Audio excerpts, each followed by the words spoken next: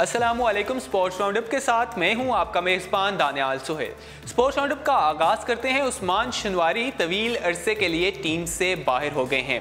Pakistan cricket team के fast bowler Usman शनवारी injury के बायस cricket के मैदानों से दूर हो गए हैं। उन्हें मुकम्मल फिट होने में 4 से 6 माह लग सकते हैं। उस्मान खान शनवारी ने श्रीलंका के खिलाफ पांचवें और आखिरी वनडे मैच में शानदार बॉलिंग करते हुए सिर्फ 34 रन देकर 5 विकेटें हासिल की थी और इस मैच के बाद वो कमर की पुरानी तकलीफ में दोबारा मुब्तला हो गए।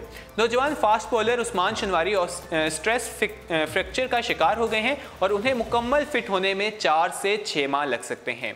संजीदा नवीयत की इंजरी को देखते हुए पाकिस्तानी टीम और पीसीबी मेडिकल पैनल ने गुज़श्ता दिनों उस्मान की कमर का एक और स्कैन करवाया है, जिसकी रिपोर्ट पीर को आएगी, जबकि इससे कबल होने वाले पहले स्कैन की रिपोर्ट ज़्यादा हौसला अफजा नहीं थी।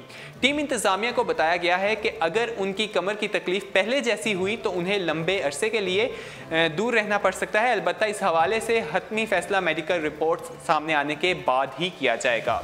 अगर हम उस्मान शनवारी की बात करें तो उस्मान शनवारी ने जैसा श्रीलंका के खिलाफ सीरीज़ में बहुत अच्छा परफॉर्म किया था, उन्होंने 5 खिलाड़ियों को आउट किया था सिर्फ 34 रन के मुकाबले में, और इंजरी का वो पहले भी शिकार हो चुके हैं। उन्हें दोबारा इंजरी का सामना है। उम्मीद करते हैं कि इतना लंबा अरसा ना ही हो, कोई कम अरसे में ही वो रिकवर हो जाएं। इस हवाले से पीसीबी की तरफ से और सिलेक्शन कमेटी की तरफ से कहा जा रहा है कि T20 ODI और टेस्ट मैचेस के लिए अलग-अलग फॉर्मेट में प्लेयर्स को फिक्स कर दिया जाए कि एक प्लेयर को सारे फॉर्मेट्स में ना खिलाया जाए। बात करते हैं हॉकी की। पाकिस्तानी हॉकी ने की जो पोजीशन है, रैंकिंग है, उसमें एक दर्जा बेहतरी आ गई है। पाकिस्तानी टीम 14वें से 13वें नंबर पर आ गई है। बात करते हैं ऑस्ट्रेलिया में शेड्यूल 4 मुल्की हॉकी टूर्नामेंट में शिरकत के लिए 16 रुकनी पाकिस्तान हॉकी टीम गुज़श्ता रोज़ ऑस्ट्रेलिया रवाना हो गई। कौमी टीम ने इतवार की सुबह अब्दुल सत्तार ईदी हॉकी स्टेडियम में आखिरी प्रैक्टिस सेशन किया, जिसमें खिलाड़ियों की फिजिकल फिटनेस और स्किल्स डेवलपमेंट पर काम किया गया। Head coach Olympian Farhat Khan का कहना था कि टीम की तैयारी अच्छी है, कोई बड़े दावे नहीं कर रहे। कोशिश होगी कि बांग्लादेश में जो एशिया कप में टीम ने परफॉर्म किया उससे बेहतर तौर पर खिलाड़ी परफॉर्म करें। एशिया कप में हमें फाइनल में आना चाहिए था, लेकिन हम तीसरी पोजीशन पर आए। मैं इस कारकर्दगी को बहुत अच्छा नहीं कहूँगा और ना ही बुरा कहूँगा। फरहत खान ने बताया कि कैंप में लड़कों ने मेहनत की है। जो कोताहियां एशिया कप में हुई, इन खामियों को दूर करने की कोशिश की गई है और ऑस्ट्रेलिया में लड़के बेहतर कारकर्दगी के लिए पुरअज़म हैं। उन्होंने बताया कि ऑस्ट्रेलिया के शहर मेलबर्न में होने वाले इवेंट में पाकिस्तान इवेंट में अपना पहला मैच बुध को मेज़बान ऑस्ट्रेलिया की मजबूत टीम के खिलाफ खेलेगा, जबकि अगले रोज़ ग्रीन शर्ट्स का मुकाबला जापान से शेड्यूल है। जबकि कौमी टीम अपना तीसरा और आखिरी लीग मैच 11 नवंबर को न्यूजीलैंड के खिलाफ खेलेगी और 12 नवंबर को तीसरी पोजीशन और फाइनल मैच खेला जाएगा। अरफान सीनियर जो हैं वो इस टीम की क़यादत कर रहे हैं और हम हॉकी ने जिस तरह देख रहे हैं, हॉकी हमारे कौमी खेल है जिसकी पोजीशन बहुत ख़राब थी। उम्मीद करते हैं कि हॉकी का खेल भी तरक्की की तरफ आए। हॉकी की जो रैंकिंग है, जो अभी एशिया कप हुआ था उसमें हॉकी 3rd नंबर पर आई थी पाकिस्तानी टीम, लेकिन हम उम्मीद करते हैं कि जो रैंकिंग है इसमें टॉप 10 में आई, अभी 13 में आ रही है। अगर हम हॉकी की बात करें, जो ओहदेदार हैं फेडरेशन के, वो भी साबिक ओहदेदार वो भी इसके साथ गए हैं और वो फेडरेशन के खर्चे पे गए हैं, तो इस हवाले से भी उनको रोक टोक करनी चाहिए। फेडरेशन का खर्चा उन पर खर्च नहीं करना चाहिए। बात करते हैं टेनिस की। कराची में आइंदा माह international federation series world ranking tennis championship के इनेकाद का ऐलान कर दिया गया है। पाकिस्तान सीनियर टेनिस एसोसिएशन के सेक्रेटरी खालिद रहमानी के मुताबिक ITF category 4 world ranking championship आइंदा माह 4 दिसंबर से कराची जिमखाना के बार्ड कोर्ट में खेली जाएगी, जिसमें भारत, चीन, मलेशिया, ब्राज़ील, ऑस्ट्रेलिया और दीगर ममालिक के सीनियर टेनिस खिलाड़ियों की शिरकत मुतवक्के है। खालिद रहमानी ने बताया कि इस इंटरनेशनल इवेंट में पाकिस्तानी खिलाड़ियों की ज़्यादा से ज़्यादा तादाद में शिरकत को यकीनी बनाएंगे, क्योंकि मेज़बान मुल्क होने की हैसियत से हमारा हक है कि हम मेज़बान मुल्क के खिलाड़ियों को ज़्यादा मौक़े फराहम करें। हम बात करें टेनिस की। क्रिकेट के साथ दूसरे खेल भी ऊपर आते हुए नज़र आ रहे हैं। उम्मीद करते हैं कि और ऊपर आएँ। हमारे टेनिस जो है, एक अच्छी टेनिस के हवाले से एक अच्छी खबर आ रही है कि हमारे कराची में इनेकाद किया जा रहा है। इंटरनेशनल टेनिस की लीग करवाई जा रही है, जिसमें दूसरे ममालिक के जो प्लेयर्स हैं वो यहाँ आकर खेलेंगे, लेकिन अपना जो मुल्क का टैलेंट है उसको ज़्यादा से ज़्यादा मौका दिया जाएगा। ये एक अच्छी बात है, ताकि हमारा जो टैलेंट है वो निकल के सामने आए और हम क्रिकेट की तरह दूसरे जो खेल हैं उनमें भी नज़र आएँ। बात करते हैं फवाद आलम मीडिया के दबाव पर कौमी क्रिकेट एकेडमी तलब। फवाद आलम को मीडिया के दबाव पर कौमी एकेडमी बुलाकर उनके जख्मों पर मरहम रखा जा रहा है। कौमी एकेडमी में मिकी आर्थर उनकी फिटनेस और बैटिंग स्किल्स देखेंगे, लेकिन पाकिस्तानी टीम में उनकी फौरी शमूलियत का कोई इम्कान नहीं। पाकिस्तानी मीडिया में गुज़श्ता कई हफ्तों से टेस्ट बैट्समैन फवाद आलम को नज़रअंदाज किए जाने पर इंज़मामुल हक की सरबराही में काम करने वाली कौमी सिलेक्शन कमेटी पर तनकीद हो रही थी। डोमेस्टिक क्रिकेट में गुज़श्ता तीन चार सीजन से सबसे कामयाब बैट्समैन की किस्मत बलाखिर जाग गई। पाकिस्तान क्रिकेट बोर्ड के चेयरमैन नजम सेठी की ज़ाती मुदाखलत के बाद फवाद आलम को पीर को लाहौर तलब किया जा रहा है, जहां कौमी एकेडमी में head coach Mickey Arthur, chief selector Inzamamul हक और दीगर कोचेस नेट पर उनकी सलाहियतों को परखेंगे। ज़राए के मुताबिक अगर वेस्ट इंडीज़ की टीम इस माह पाकिस्तान का दौरा करती है तो इस टेस्ट से ओपनर अहमद शहजाद को ख़राब परफॉर्मेंस की वजह से बाहर कर दिया जाएगा। फवाद आलम पाकिस्तान की जानिब से पहले टेस्ट में ओपनिंग की हैसियत से सेंचुरी बनाने में कामयाब रहे थे। अगर मिकी आर्थर ने ग्रीन सिग्नल दे दिया तो वो पाकिस्तानी टीम का हिस्सा बन सकते हैं। फवाद आलम के बारे में पीसीबी चेयरमैन नजम सेठी का कहना है कि मैं सिलेक्शन के मामलात में मुदाखलत नहीं करता, लेकिन फवाद आलम के बारे में मुसलसल मीडिया में नाम आने के बाद मैंने सिलेक्टर से कहा है कि इनके नाम पर गौर किया जाए। मुझे नहीं पता सिलेक्टर मेरी बात मानेंगे या नहीं, लेकिन ज़राए का कहना है कि जुमेरात को चीफ सेलेक्टर इंज़मामुल हक ने जब T10 के मामलात पर नजम सेठी से मुलाकात की तो नजम सेठी ने उनके सामने फवाद आलम का जिक्र किया। नजम सेठी की जानिब से तस्करा आने के बाद इंज़मामुल हक ने यह केस मिकी आर्थर के सामने रखा, जिसके बाद फवाद आलम को कौमी एकेडमी लाहौर बुलाया जा रहा है, जहां नेट पर उन्हें चेक किया जाएगा।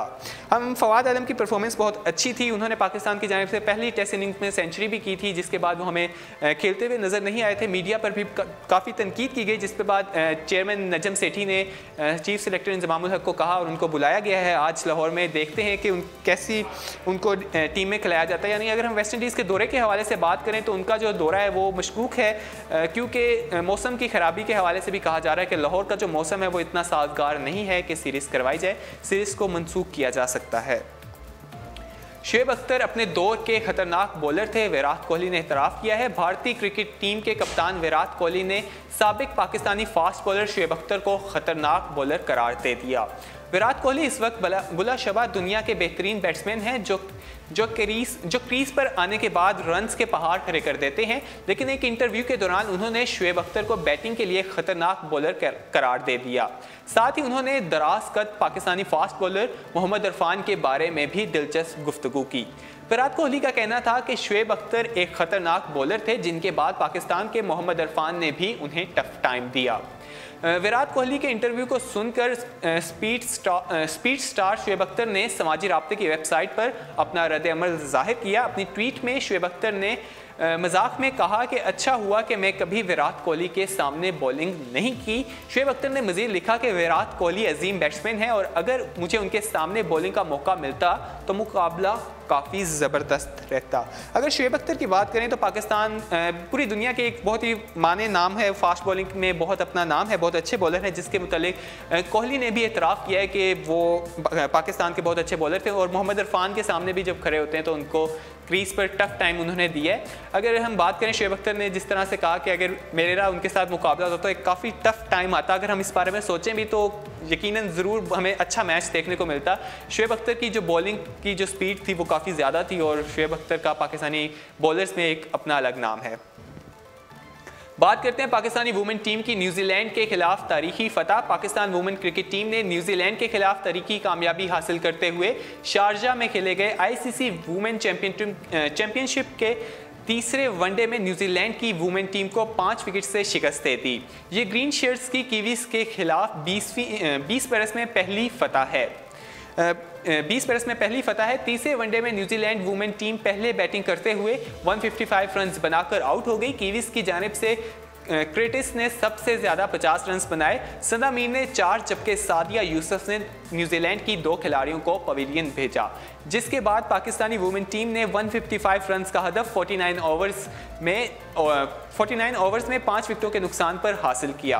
बिस्मा मरूफ ने नाकाबिल शिकस्त 36 रन जबकि सिद्रा अमीन ने 32 रन बनाए। सना मीर को player player of the match का अवार्ड दिया गया। अगर हम पाकिस्तानी वुमेंस की बात करें, 20 बरस में पहली बार फतह हुई है न्यूजीलैंड के खिलाफ हमें मैच में। वुमेंस टीम भी अच्छी खेलती हुई नज़र आ रही है। उम्मीद करते हैं वुमेंस टीम भी जिस तरह पाकिस्तानी टीम बेहतरी की तरफ जा रही है, वुमेंस टीम भी हमारी बेहतरी की तरफ जाए। सना मीर जो हमारी साबिक कप्तान है, उन्हें मैन ऑफ द मैच का अवार्ड दिया गया, जो काफ़ी अच्छा खेली हैं इस मैच में। उन्होंने काफ़ी न्यूजीलैंड के प्लेयर्स को आउट भी किया इस हवाले से। बात करते हैं अहमद शहजाद की। अहमद शहजाद को कौमी टीम से ड्रॉप करने का असूली फैसला कर लिया गया। टेस्ट ओपनर अहमद शहजाद की खराब परफॉर्मेंस और मुसलसल नाकामी के बाद उन्हें कौमी टीम से ड्रॉप करने का असूली फैसला किया गया है। वेस्ट इंडीज़ के खिलाफ 3 T20 इंटरनेशनल मैचेस में अहमद शहजाद पाकिस्तानी टीम का हिस्सा नहीं होंगे। सिलेक्शन कमेटी ने हेड कोच मिकी आर्थर के साथ मिलकर जो 14 रुकनी टीम तश्कील दी है, उसके मुताबिक दाएं हाथ के बैट्समैन टीम का हिस्सा नहीं होंगे।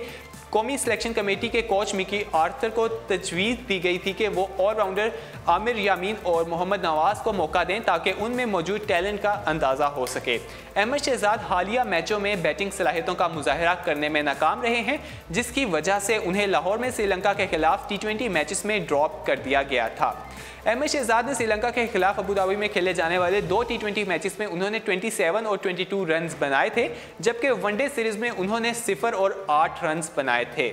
अहमद शहजाद की जानिब से 13 टेस्ट, 81 वनडे इंटरनेशनल और 53 T20 इंटरनेशनल मैचेस पाकिस्तान की जानिब से खेले गए हैं। पाकिस्तान सुपर लीग की टीम कोयटा ग्लैडिएटर्स ने भी उन्हें रिलीज़ कर दिया है और उनके पास अब इस वक्त कोई फ्रेंचाइज नहीं है। ताहम वो पुरुम्मीद हैं कि 12 नवंबर को लाहौर में होने वाली ड्राफ्टिंग में उनकी खिदमात कोई फ्रेंचाइज ले लेगी। अगर हम अहमद शहजाद की बात करें तो श्रीलंका ने के साथ जो सीरीज़ हुई है उसमें अहमद शहजाद बहुत अच्छा परफॉर्म नहीं कर सके। एक मैच में वो 0 और 1 पर 8 रन बना सके, जिसके बायस उन्हें ड्रॉप किया जा रहा है। अहमद शहजाद को निकाल कर यंग टैलेंट को मौका देना चाहिए ताकि यंग टैलेंट जो है वो सामने आए और हमारा जो ओपनिंग की जो साइड है वो सेफ रहे। बात करते हैं इंजमामुल हक ने लाहौर कैलेंडर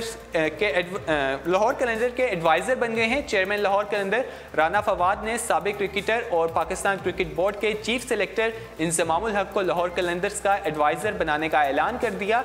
लाहौर में प्रेस कॉन्फ्रेंस के दौरान राना फवाद ने बताया कि उन्होंने चीफ सेलेक्टर इंजमामुल हक से लाहौर कैलेंडर का हिस्सा बनने की दरख्वास्त की थी, जिसे उन्होंने कबूल कर लिया।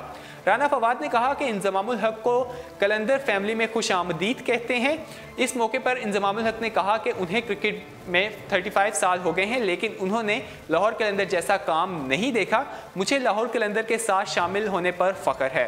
प्रेस कॉन्फ्रेंस के मौके पर CEO लाहौर राना आतिफ और director cricket Lahore calendar Aqib Javed भी मौजूद थे। चेयरमैन राना फवाद ने प्रेस कॉन्फ्रेंस के दौरान बताया कि 2015 में मैंने वादा किया था कि हम पूरे मुल्क में जाएंगे और नया टैलेंट सामने लाएंगे, जिसके बाद लाहौर कैलेंडर के ट्रायल्स का सफ़र पिछले बरस शुरू किया गया। राना फवाद ने बताया कि जो बच्चे हमारे सिस्टम का हिस्सा नहीं थे वो आकिब जावेद की निगरानी में आगे बढ़े। उन्होंने बताया कि लाहौर कैलेंडर्स के 4 खिलाड़ियों को मुख्तलिफ ऑस्ट्रेलियाई क्लब्स की जानिब से पेशकश हुई, जो यकीनन पाकिस्तान का नाम रोशन करेंगे और ऑस्ट्रेलिया में ट्रेनिंग हासिल करेंगे। इन खिलाड़ियों की तफसीलात बताते हुए चेयरमैन लाहौर कैलेंडर ने बताया कि फैसलाबाद के गुलाम रुमानी पैरामेडर क्लब और लेग स्पिनर उस्मान कादिर हॉक्सरी क्रिकेट क्लब से खेलेंगे। उन्होंने बताया कि कश्मीर के फास्ट बॉलर सुलेमान अरशाद का मुआहदा भी ऑस्ट्रेलियाई क्लब से हुआ है, जबकि हारिस रऊफ ने वेस्टर्न क्लब को ज्वाइन कर लिया है। राना फवाद ने कहा कि पाकिस्तान में क्रिकेट की बहाली में लाहौर कैलेंडर का भी हिस्सा है। उन्होंने मजीद कहा कि लाहौरियों ने मुझे हीरो बना दिया। लाहौर कैलेंडर इस मरतबा PSL में मायूस नहीं करेगी, दमादम मस्त कैलेंडर होगा। प्रेस कॉन्फ्रेंस के दौरान लाहौर कैलेंडर्स के टैलेंट हिंट की वीडियोस भी दिखाई गई।